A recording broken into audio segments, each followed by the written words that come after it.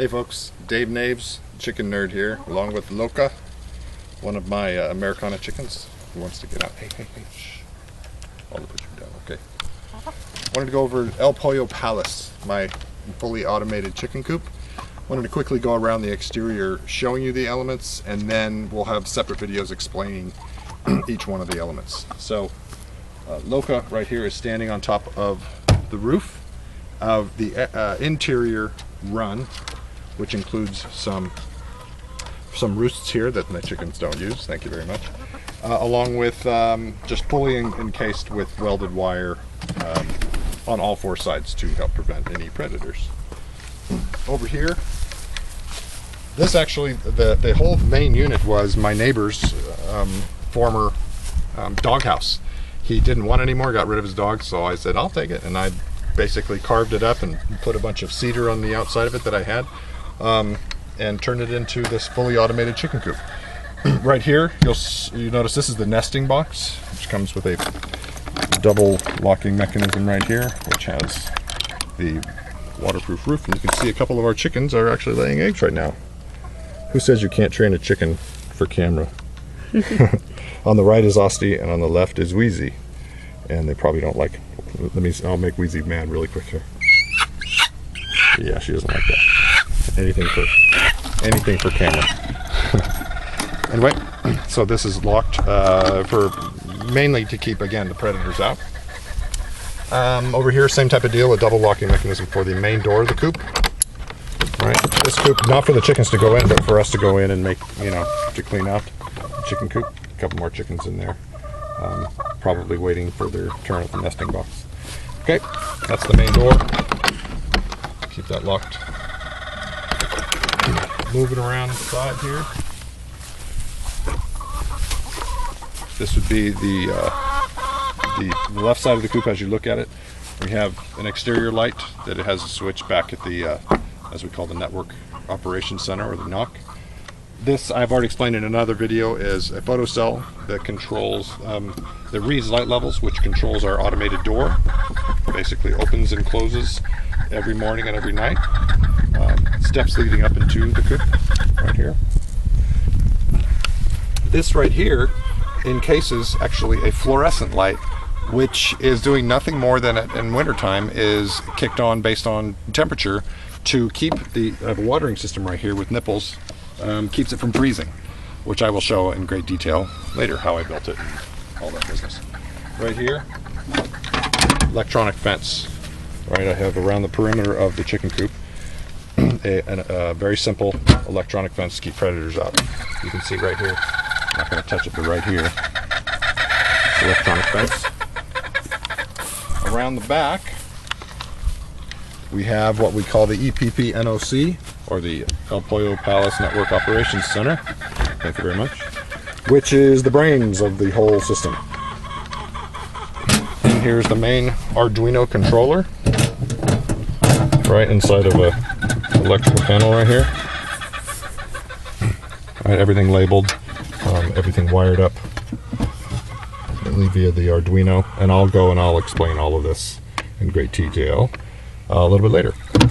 All right, cover. It's also got this computer. All the computer right now is just one of my old Dells, probably 10-year-old computer, but it's acting nothing more than an interface into uploading code to the Arduino. But it will ultimately act as a server so that I can control the chicken coop through the web, not just view it. And then all the, the 110 power that's controlling all the features. Back here, you can see what we have are two feeders, just gravity-fed, semi-automated feeders, right? You pour the food in there, by the weight of itself, will sit until the chickens start pecking at it down below, and the food will fall. Typically lasts 3 to 4 days, right? One for it's actually the exterior of the coop, but the interior run, and here's one for the interior of the coop, if they don't want to go out if it's snowing or raining or whatever. Okay. Finally, back to the back side of the run. Whoops. Again, you can see just the run right here. We have some bricks right along here that I had planned and I had tried, attempted to put grass in there, put sod in, and it was cool for a while, but with the extreme heat, the drought, and the chickens, I think, annihilated it. You can see that it didn't quite work out, but I'm going to try something else in there, maybe sod again. I was hoping that chickens just like to be, they like to keep busy, and they just peck at everything. That's all they do all day long, is they scratch and look for bugs and whatnot, but they also love eating grass, so planted some grass. Some of the weedy stuff they leave alone, and that has lasted, and I've got it all four corners. On the other side, you can see that we have rosemary. The chickens leave rosemary alone, of all things, which was actually suggested to me by some of my Google Plus friends. Finally, around to the very end of the coop.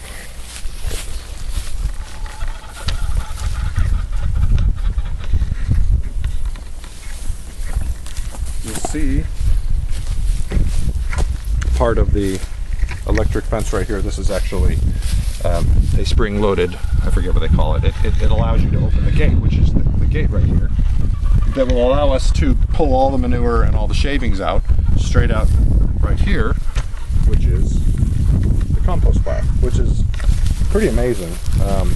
That's really is some of the best compost you can ever have. Chicken manure, for anybody who knows that goes and buys it every year, is really expensive, and we get basically 60 pounds per chicken every year, believe it or not. That's a lot of manure. So along with wood shavings, cedar shavings makes the perfect compost for your garden. So our gardens do really well with this. So I think that's it, what I wanted to show for the exterior of El Pollo Palace, the Arduino automated chicken coop. Note that I document everything along with a video. I'm going to embed this on the webpage itself, chickennerd.com. Every piece of this Arduino automated chicken coop is fully documented, parts, code, anything that you need to document how to build it yourself if you're so interested. Again, the reason that you might want to have an automated coop is it makes it easier to have chickens. It keeps them much safer, and let's face it, chicken and technology is a really good match.